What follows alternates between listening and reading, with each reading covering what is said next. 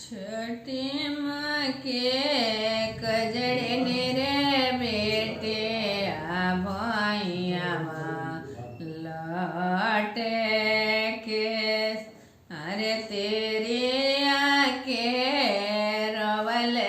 ये छठे मैया बेहा रे लाकर अरे तेरी आके रवल ये छठे मैया बेहा रे लाकर अरे सास माहे मरली छठे मैया नाना दिया देहले हो गार अरे गोतनी बाए रनियाए छठे मैया बाझनिया धैले हो नाम अरे गोतनी बाए रनियाए छठे मैया बाझनिया धैले हो नाम अरे आपन जे पोर खवाए छठे मैया मुहमा फेरल निरुमाल अरे चुपा हो खा आहो ये तिवाए तो जाने रोई हो मार अरे आस के का तिकवाए तिवाए तो घरवा लवटे हो जा अरे आगे के का तिकवाए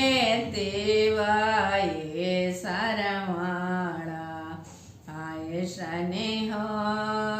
पुत अरे आगे के का तिकवाए तिवाए गाजाधर आए शनि हो पुत अरे सास जी के मरियाए तिवाए जन्ममा होए हावत अरे नानद के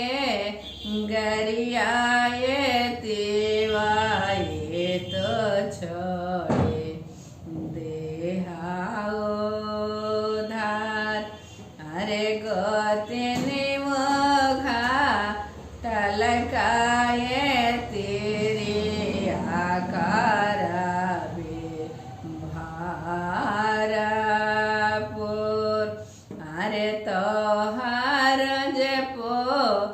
रखवाए तिवाए संगवा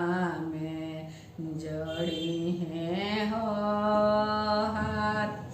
अरे तोहार जे पो रखवाए तिवाए संगवा में करी है हो